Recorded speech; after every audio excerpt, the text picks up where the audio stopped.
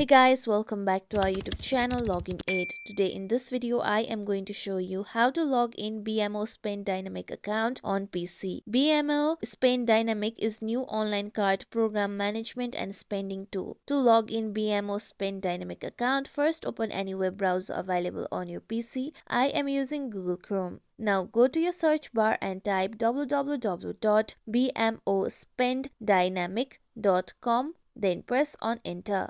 With that, you'll be directly guided to the login page of BMO Spend Dynamic. Now here you can choose the language preference by clicking on the language present at the top right corner of the website. After doing so, here you need to first enter your username of your account, then enter your correct password.